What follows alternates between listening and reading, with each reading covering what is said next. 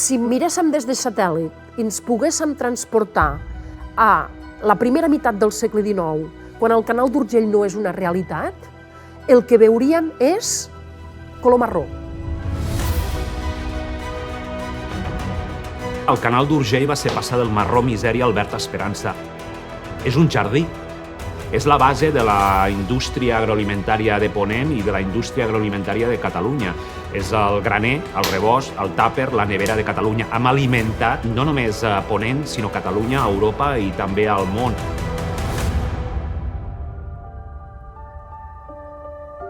El canal d'Urgell es fa al mateix temps que la conquesta de l'oest nord-americana.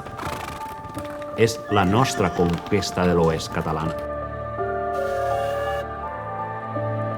Les condicions laborals dels treballadors ja us podeu imaginar que eren nul·les.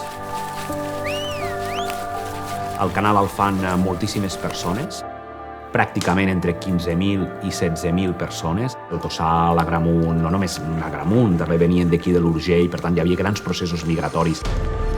I un cop els pous ja estan consolidats, és quan baixa tot el personal i la maquinària per anar foradant les galeries. Tardaven 7-8 mesos per obrir 80, 90, 100 metres. Durant un segle és el túnel més llarg d'Europa. És una obra d'una perfecció tecnològica absoluta. L'arribada de l'aigua, en un primer moment, és un desastre absolut. I va passar una cosa terrible. La vida va portar mort.